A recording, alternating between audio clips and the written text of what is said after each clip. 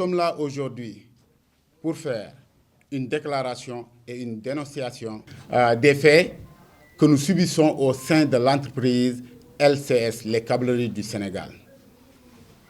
On ne peut pas parler de fils ou de câbles ici au Sénégal sans dire les Câbleries du Sénégal. Alors, il y a des jeunes Sénégalais qui sont là, qui veulent de l'emploi et qui n'en trouvent pas. Il y a d'autres qui trouvent, mais qui subissent des injustices qu'on ne pourra même pas mesurer.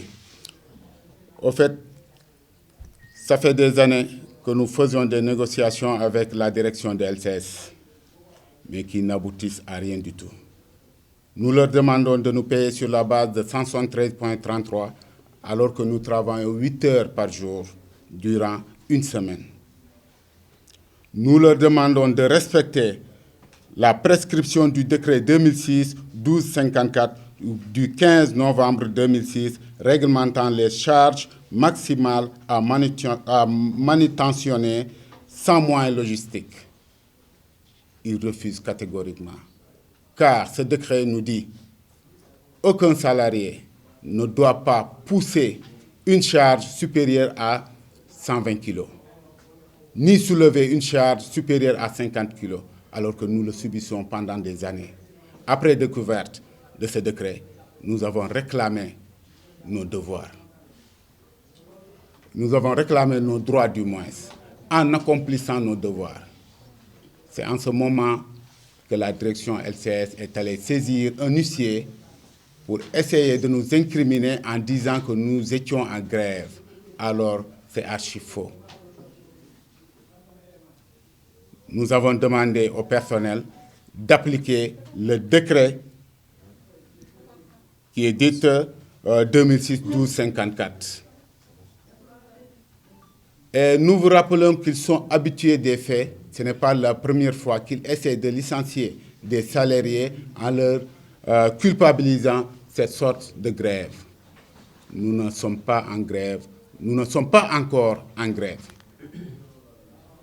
C'est à partir de ce moment qu'ils ont essayé d'intimider, de faire une discrimination au sein de cette entreprise en demandant à l'inspection du travail le licenciement de 9 des 14 délégués. Et c'est ce que nous trouvons anormal. Et en plus, ils continuent sur cette lancée en licenciant 5 autres salariés. Nous étions toujours sur la base de la négociation, allant à l'inspection, déposant des plaintes, mais ils ne cessent pas de nous acharner.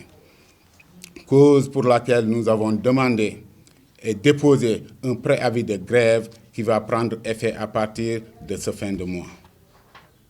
Donc, nous interpellons directement M. le Président de la République, Bassirou Diomaye Faye, M. le Premier ministre, Ousmane Sonko, et tous les Sénégalais de nous soutenir pour que justice soit faite sur cette affaire. Donc, sachez que ça, c'est la première phase. Et nous sommes prêts à tout pour que justice soit faite au sein des Câbleries du Sénégal. Au groupe Les Travailleurs Excellents et au groupe également Les Câbleries du Sénégal, qu'ils ont tout notre soutien et notre solidarité par rapport à ces injustices auxquelles ils subissent dans leurs entreprises respectives. Pour rappel, en 2019, pour le cas de l'entreprise Excelec, en 2019, il y avait déjà plus de 24 employés qui ont été licenciés, sans justification. Le 11 novembre 2024, il y a eu ensuite plus de 80 autres travailleurs qui ont été licenciés, ça aussi sans prétexte. Dans l'entreprise Excellence, d'ailleurs une entreprise qui travaille avec l'État du Sénégal, justement, nous aimerions aujourd'hui que le camarade Guy Marius Sagna, étant député à l'Assemblée nationale, soit là à nos côtés. Malheureusement, il a eu un empêchement pour lui dire que nous, citoyens sénégalais, que nous, travailleurs, on ne peut pas concevoir une entreprise qui travaille avec l'État du Sénégal, où l'État du Sénégal utilise l'argent des Sénégalais Et cette même entreprise doit continuer, c'est-à-dire à opprimer ses propres enfants. Ça, c'est des choses qui sont inacceptables. Dans cette entreprise, toujours, il y a des travailleurs qui y travaillent toujours et qui n'ont même pas de contrat offert de travail. Et sans parler également des conditions offertes de rémunération. C'est pourquoi aujourd'hui, quand on prend l'exemple de l'article 60 du Code du travail, qui dit clairement qu'un employeur ne peut pas licencier un salarié sans pour autant évoquer des motifs c'est-à-dire qui sont légitimes. Mais ce qu'on constate, ces entreprises-là continuent de licencier de manière abusive mais des travailleurs. C'est des choses que nous ne pouvons pas concevoir, d'où l'importance d'attirer l'attention du président Bassirou Diomaye Faye, du Premier ministre Ousmane Sonko ainsi que le ministre du Travail, de leur dire carrément que ce Djubbanti ne doit pas se limiter uniquement à changer les postes, mais ce Djubbanti doit entrer dans les entreprises, leur forcer à respecter, c'est-à-dire la loi.